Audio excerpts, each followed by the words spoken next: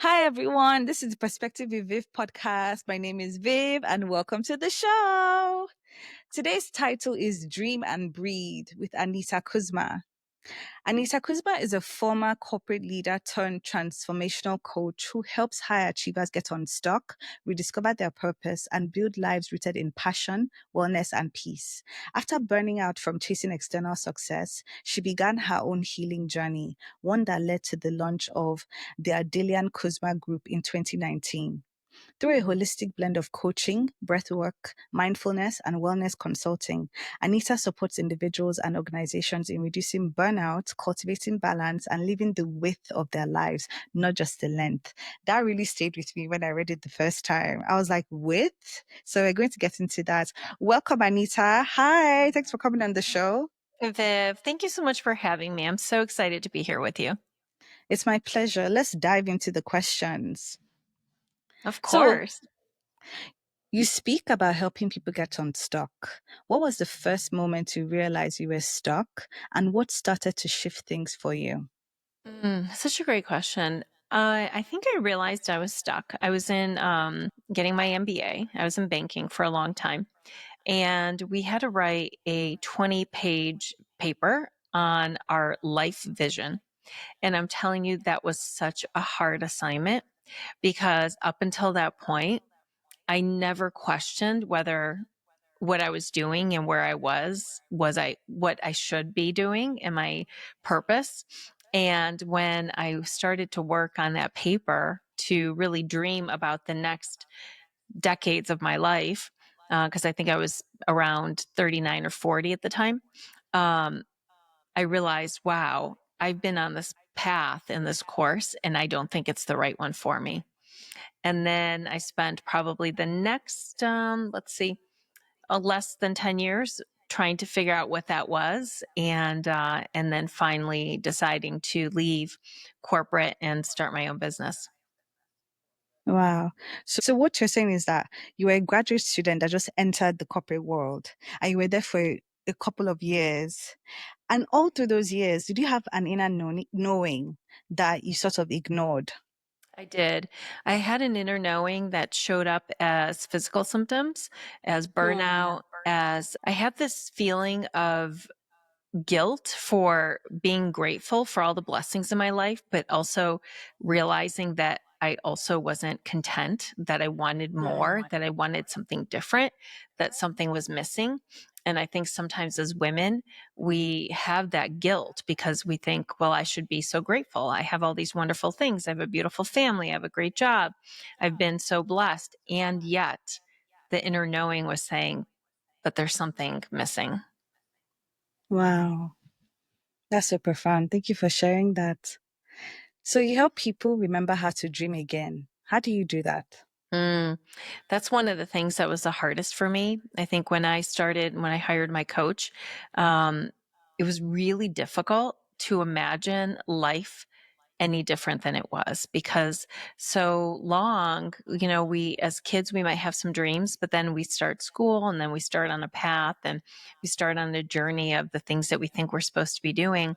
And so when I started working with my coach, for me, it was really she and I worked on tapping into my inner knowing, connecting to my intuition, connecting to my higher self, and really identifying what I heard internally. And so when I work with my own clients, I usually do a guided meditation that allows them to become really calm, allows them to really connect to that, hear that still quiet voice within. And through some gentle prompts and questions, it's amazing what comes to them and what's revealed when they enter that state. And then they're able to really start to, dream even bigger from there. Hmm. That sounds lovely. So, what did dreaming look like for you when you first left the corporate world? What was that thing that you were like, you know what, I've always had this childhood dream of having this or owning this or creating this. I'm going to do it. Yeah. And I don't care if it sounds crazy. Yeah, the whole thing was crazy. So when I wrote my vision, none of the things that I wrote down, I say besides my husband and my children who were there, everything else was completely different. I was in corporate and the idea of having my own business and being a coach and working with organizations and teaching yoga and meditation and breath work and doing retreats all over the world and having a podcast and writing books. All of these things were dreams that are part of my reality right now, but they Wow. sounded so crazy because I didn't know how to get there. I didn't know how it was going to happen. And I always tell everyone the very first step, the hardest part is actually acknowledging that these are the things that you want. You'll Mm. always figure out how to make it happen. But the hardest part is actually acknowledging it and doing the dreaming itself. Everything else, especially right now, you can Google, you can ask ChatGPT, you have connections, you have other people that you can network and reach out to. But it's really allowing yourself to dream without negotiating with yourself with those dreams, without saying, this is impossible. I'm not even going to write it down. I'll just do something that seems easier or more predictable. Mm. That's so true. Thank you for saying that, because even I, as a person, I do have dreams. And although I love dreaming and I can say that things I've dreamt have come true, the bigger ones, the bigger perspective, the wide, the width, right? Yeah. We're going to get into that. We're going to Yeah. get into that. So, what was the first unconventional decision you made after leaving corporate life that truly made you feel free? Mm. It was soon after I left, COVID hit, and Mm. I got certified in yoga, but mostly because I wanted to go deeper. I didn't know if I'd ever teach yoga. And I remember during COVID when everything was scary and people didn't know what they were going to do, and they were put in these situations where they had to work from home and school their children and all that. I asked myself, how can I serve? What's the biggest opportunity for me to serve right now? And that really was when I started a daily yoga and meditation class every morning. And that wasn't Mm. something I expected to do, but my community said they wanted it, they needed it. And it turned out to be one of those things that was just so impactful. And it was impactful for me because I felt like I was able to do something when the rest of the world seemed so chaotic and outside of my control. And then I also created a program for companies, like a lunch and learn, like a 1 hour session to teach people how to be resilient, to create new habits for themselves, to start to really invest in self care when the world was just turned upside down. And so I would say those are two things that really, from a place of service, that turned out to be very impactful for my clients, but also for me personally. Mm. That sounds so inspiring and empowering as well. So thank you for your service, Thank you. because I can just imagine how at the time in COVID is was such a pause for everyone, Yeah. right? But what it allowed was for like the subconscious to bring forth things that we'd hidden, because we had the opportunity to sit with ourselves. So that was birthed from you being able to just have that opportunity to pause. And I love yoga. That's why I'm so happy to just think about how, during that time you're able to give service to people. Oh my gosh, you possibly changed lives. We're going to dive into that. Aw, thank you. I appreciate that. I will just say for any time in my life when I've been stuck, and if your listeners are maybe in that place themselves, anytime I've taken a step back and said, okay, I might feel stuck, but what can I do to help someone else? How could I be of service? Looking at my community, looking somewhere else. And when you do that and you shift your perspective, you cannot even imagine the blessings that come in. One, it changes your mood, it changes your perspective.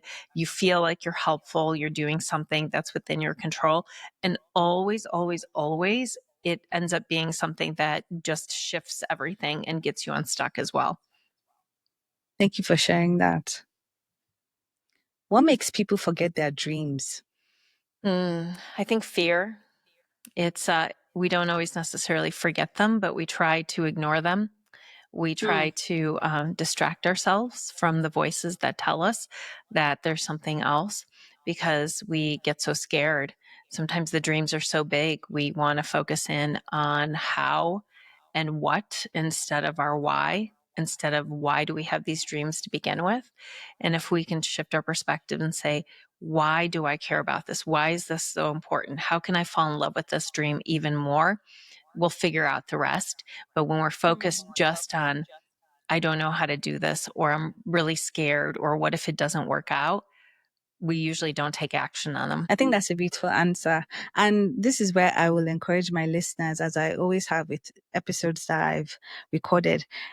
if it scares you, that means that you should do it. Yeah. Think of fear as excitement. Think Yeah. of fear as an invitation to expand, an invitation to be more, to do more beyond what you know to be your capacity. Yes. Absolutely. Now let's talk about spirituality a little bit. Did spirituality unfold for you gradually, or was there a moment that cracked you wide open?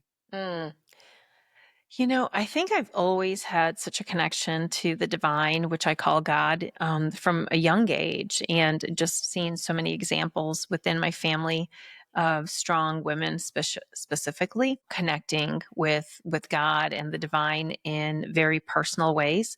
And so for me, it just seemed always attainable. It wasn't something that I felt needed to happen within church or within a specific way. And I think that that was really empowering. And then I'll say that my lineage is Christianity, and that's where I grew so close to God. And also, I was always so curious about other faiths and curious about other ways of expression. And so I studied comparative religion in university, and that really allowed me to Wow. see and to learn about how many similarities there are in the way that we worship and the faiths that we have, that people have. And I think that that's actually very helpful because so often people focus on differences instead of the similarities and what brings us closer together. And then I would say with my own, I had a really, really profound experience doing somatic breath work. That cracked me open. It was several years ago. And it was so, I felt like I was so connected to God in such a powerful way within my body as well, that I signed up the very next morning to become a facilitator. It was just one of Wow. those experiences where I thought, I need to experience this again. And I also want to be able to share with my clients because I think it's really going to make a huge difference. I love that. Wow. So many things to take from this. I love that you studied comparative religion because there is power in our similarities. Yeah. But a lot of times we focus on how different we are and how we do things differently. And it's so funny. Today, someone asked me, because my lineage were Muslim mostly. Yeah. And someone asked me today, the person said, "Are you Muslim?" I said, "Yes." And then I said, "But I don't practice." And then he said, "But you believe God is one. There's only one God. Like there's the same God in all." I was like, Mm, "Yes, I do." And that stayed with me. I was like, "Yeah." And right. I love how we're in this space where people are spiritually curious. It's a term that has been kind of like blaring in my mind intuitively for the past weeks, that those are the kind of people that I love to engage with. Those are the kind of people that are like my people because we allow our minds to widen and expand beyond what we grew up with. You grew up Christian. You said, you had a deep connection to God through that space for a Mhm, while before you branched out. And then you started to read other religions. That's just so nourishing mhm. because you're taking time to actually deepen your knowledge about spirituality. When curiosity is, I know someone who's, I know someone who has up to like three religions. And I don't know if you've ever watched the film Life of Pi. I have a long time ago. Yeah. Thank you. So I was so young when I watched it. I was supposed to be about 16, 17. Yes, coming of age. And when I watched it, I was so fascinated by the fact that I had three religions. I Mm, loved that. I loved the idea of connecting to God three different ways. That's how I saw it because it's like we're still connecting to God. There's only one God at the end of the day. I don't believe in any difference. mm. But I don't know. Imagine like, can you imagine what it's like to have three religions? What do you think for you that did comparative religion? What do you think it would be like to be somebody that curious and that embodied in those religions to practice them together? I think that there's what I discovered about myself is that I could find truth in so many different faiths, and yet I believe that we each have our connection to God, and any definition that we can place on God is so small. There aren't words, I think, to be able to contain what God is. And I also am just so love the teachings of Jesus. Like that is just my lineage. And I see such beauty and love and unconditional love and the way, the lessons that I learned there. So I'm very open to people feeling very connected in the way that feels most resonant with them. And I do not. think that we should allow faith to be a reason that people hate one another or want to Mm, cause harm, because that yeah. is so against everything that God would wish for us.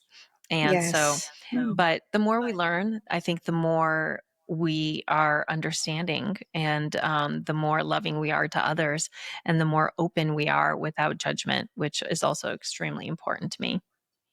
Yes. Thank you for answering that in that way. And I'm allowing us to go off topic a bit because this is interesting. But when you say teachings of Jesus, have you delved into Gnostic teachings? Have you read A Course in Miracles? Yes. I've read the You course. have? Oh, yeah. Yeah. I've read A Course in Miracles. I've read Mary Magdalene's Gospels. Oh, Yeah, I'm a big reader, and I do believe that there are so many, like I said, so many valuable lessons. And I love learning and reading and seeing and allowing. For me, I believe that we have the Holy Spirit within us that is our mm. discernment and our guide. And so I rely on that, where I'm reading something and something rings true and some things don't ring true. And I allow that to be my guide and also my connection, where I feel like something's in alignment or something is not in alignment. Wow, so beautiful. So, how does your spiritual practice support your day to day business now? Mm, that's such a great question, and every day I read from various texts. I meditate, I pray, I breathe. I spend time in nature. It's like spending time in nature for me is connection with God, because it is the perfect external representation of the perfection of creation, and it reminds me of just how much beauty there is in the world, how much perfection there is, and also that we are created in that same image, and that we were told that we are good as well. And so it's all of those things are what I do to nourish myself, to keep myself grounded and centered and in a place of divine alignment. And from that place, I feel like I'm giving the discernment and the wisdom to make the decisions in my business as well, because I take care of people and I show up for people and I hold space for my clients. And so it's important for me to be able to do that and to come into every interaction with that open heart. Thank you for sharing that. One thing that stood out to me that you said was about connecting to nature and how it's connecting to God. You would never believe it. So much synchronicity in what you're saying because I've been listening to past recordings on my podcast because I've been editing and I've been reviewing. And what stood out a lot to me during those conversations was I try to connect to God through nature. I hang out in nature. I'm always in nature. I believe that there's this, oh gosh, like I could go on and on, but I'll just say when I saw your plants behind you, I was like, oh my gosh, I'm going to enjoy this conversation. It was already grounding me. I felt so relaxed already. And literally, just as I entered the house, when I came back from work, I passed through the garden and I just looked at the entire environment and I was like, oh, I need to hang out here more. I need to be in nature. I started to say those words that I heard from my podcast recordings that I hang out in nature. It's good for me to hang out in nature. I connect to God through nature. I connect to the mother through nature. So that really stayed with me. In addition to the fact that you've read those books, like I Oh, love yeah. that because I could go on and on. So I think we need to have another conversation, another episode, because literally I'm just loving this entire journey that we're on right now. But I have to take us to breathwork now. Yes. Okay. So let's talk about breathwork as a portal. Mm, So it feels like a bridge between the physical and spiritual. What drew yes. you to it and how has it changed your relationship to yourself? Mm. So I was at a little like women's retreat in California. It was a 2 day. It was with Kathy Heller, and I didn't know why I went. It just came in the email, and I just felt drawn like I should go there. And the very first day, Sam Skelly from Pause Breathwork came and facilitated a breathwork session, and it was a very long, activating breathwork. First time I'd ever done it before. I'd done pranayama through yoga and felt very peaceful and connected. This like really cracked me open, as you said earlier.